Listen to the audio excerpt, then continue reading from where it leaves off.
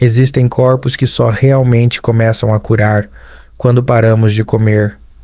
E essa história já desafiou todo o campo médico. O que está por trás dessa extraordinária capacidade de autocura? Prepare-se para ver a saúde sob uma lente completamente diferente. Sou Ethan Marshall, médico de 60 anos nos Estados Unidos, que passou mais de 3 décadas estudando saúde e os mecanismos de cura inerentes do corpo. Hoje, quero começar com uma verdade que muitos ainda acham difícil de acreditar. Alguns corpos só começam a se recuperar quando a pessoa para de comer. Pode soar paradoxal, mas foi o ponto de virada que mudou o destino de alguém que parecia não ter mais esperança. Se você se interessa por histórias que alcançam o cerne da saúde humana, inscreva-se no canal, curta e compartilhe este vídeo para que possamos continuar trazendo-te a você o conteúdo mais valioso e autêntico. A história que quero revisitar com você começa no final do século XIX, quando Arnold Ehret, um jovem com o corpo severamente debilitado, foi confrontado com um veredito médico severo: doença renal avançada intratável. 24 médicos líderes chegaram à mesma conclusão. A maioria dos pacientes em tal situação aceitaria seu destino, mas Ehret escolheu um caminho completamente diferente, um caminho que poucos poderiam imaginar. Ele passou a não comer e a observar como seu corpo reagia. O que aconteceu a seguir surpreendeu tanto Ehret quanto mais tarde a comunidade científica. Em vez de desabar como era de se esperar, seu corpo gradualmente se tornou mais leve, mais claro e pareceu recuperar uma vitalidade que se acreditava perdida. Essa experiência em comum abriu uma nova porta para Ehret. Ele começou uma jornada de estudo, viajando pela Alemanha, Argélia e Suíça, aprendendo com várias tradições de cura e filosofias de saúde. Em todos os lugares, ele estudou como seu corpo reagia ao comer menos e descobriu uma regra comum. Quando o sistema digestivo não é mais forçado a trabalhar excessivamente, o corpo ativa um poderoso processo natural de recuperação. Ehret gradualmente formou a visão de que a maioria das doenças decorre de camadas de muco e resíduos acumulados, causados por hábitos alimentares imprudentes. Essas observações alinhavam-se com escritos antigos essênios, que consideravam a limpeza corporal como a base para restaurar o equilíbrio do corpo, mente e espírito. O que sempre me impressionou ao estudar Arnold Ehret não foi apenas sua recuperação pessoal, mas sua persistência em desafiar as crenças médicas predominantes de sua época, convencido de que o corpo humano possuía um potencial muito maior do que a ciência então imaginava.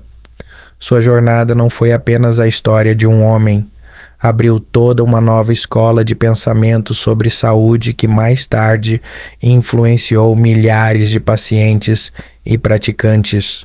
Antes de prosseguirmos, gostaria de lhe fazer uma pergunta para reflexão. Ao enfrentar a doença, o que você acredita que determina a capacidade de recuperação do corpo? A. Medicina e intervenção externa. B. O mecanismo de autocura que o corpo já possui. Deixe sua resposta nos comentários abaixo. Ao longo de aproximadamente 14 meses, os experimentos de jejum de Arnold Ehret desenvolveram-se em uma série de jejuns públicos sistemáticos, com durações distintas de 21 dias, 24 dias, 32 dias e, por fim, 49 dias. Cada jejum foi conduzido sob supervisão de autoridades médicas e testemunhas independentes para verificar a hipótese de que a vitalidade interna poderia ser mantida e até reforçada quando o sistema digestivo era liberado do fardo do consumo constante.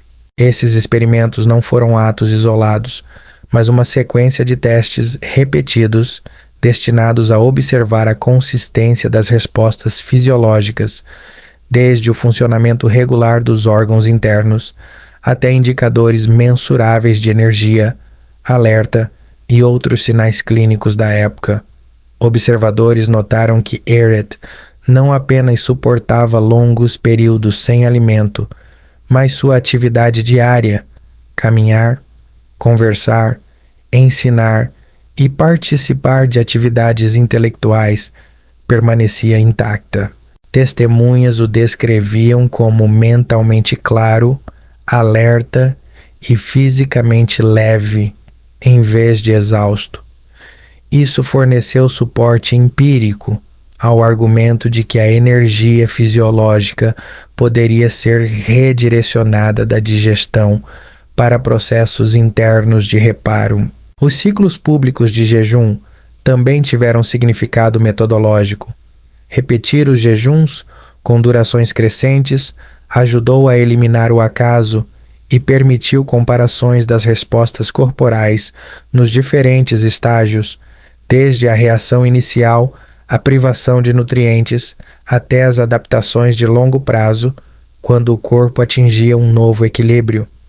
A supervisão externa adicionou objetividade e reduziu o risco de fraude ou relatos tendenciosos.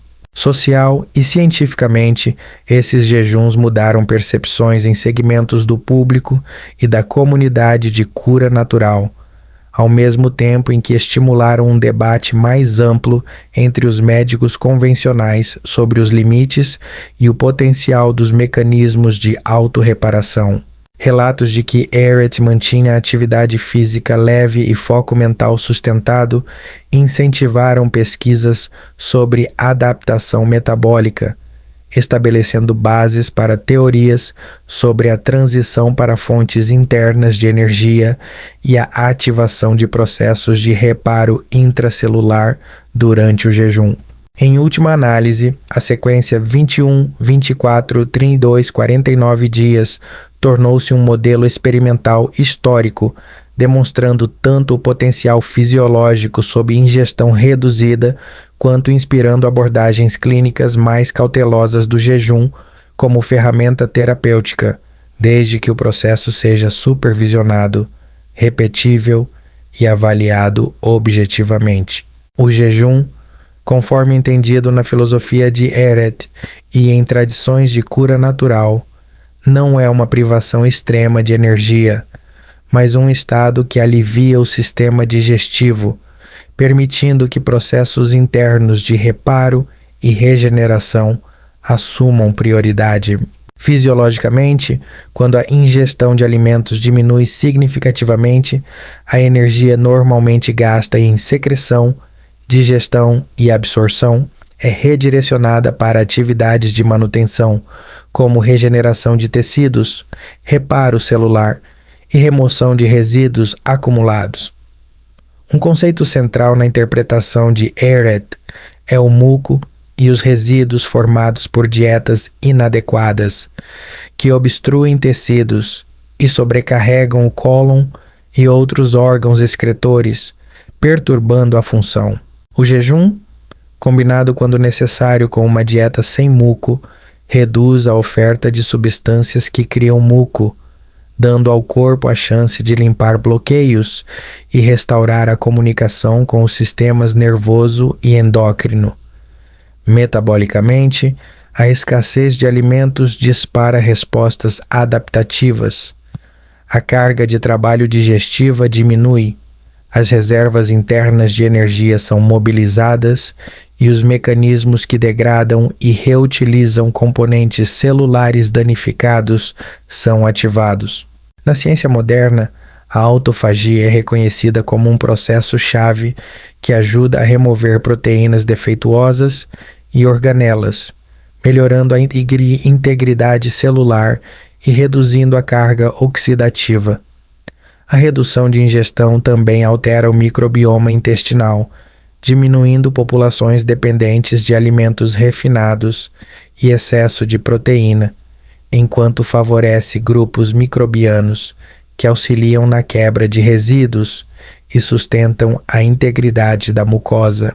Essas alterações podem reduzir a produção de toxinas e metabólitos inflamatórios, aliviando a carga sobre o fígado e os sistemas de desintoxicação. Ajustes endócrinos incluem menor insulina basal, melhor sensibilidade insulínica a longo prazo, modulação de hormônios de crescimento e citocinas inflamatórias, permitindo que os tecidos periféricos gerenciem a energia de modo mais flexível e reduzam a inflamação crônica. Do ponto de vista sistêmico, quando o cólon, o fígado, os rins e o sistema linfático não estão sobrecarregados pelas demandas digestivas, os processos de desintoxicação e regulação da homeostase tornam-se mais eficientes.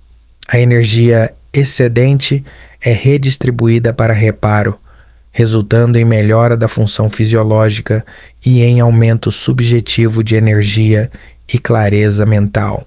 No entanto, esses mecanismos variam entre indivíduos, níveis de acúmulo de toxinas, reservas energéticas, adaptabilidade metabólica e saúde dos órgãos influenciam os resultados. Assim, a medicina natural enfatiza projetar um grau apropriado de redução da ingestão, monitorar sintomas adaptativos e combinar métodos de suporte de eliminação, como ingestão de fibras não mucosas, hidratação e, quando indicado, limpezas intestinais supervisionadas, para otimizar os benefícios fisiológicos sem colocar em risco a função orgânica.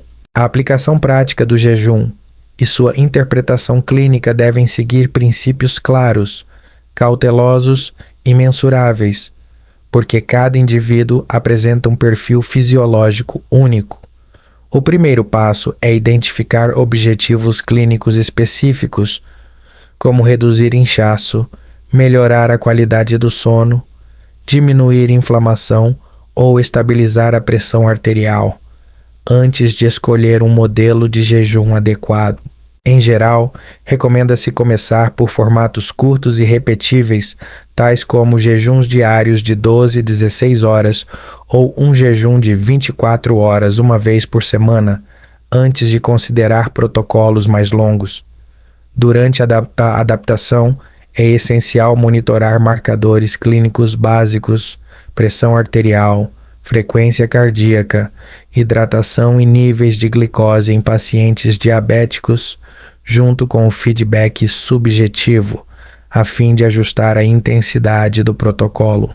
Na prática clínica, muitos adultos de meia idade e idosos relatam benefícios como diminuição da sensação de peso após as refeições, sono mais reparador, menos fadiga pós-prandial e maior clareza mental pela manhã. Alterações fisiológicas favoráveis podem incluir perda de peso moderada, melhor controle da pressão arterial e redução de marcadores de inflamação crônica, especialmente quando o jejum é combinado com uma dieta rica em vegetais frescos e pobre em alimentos processados. A segurança é primordial.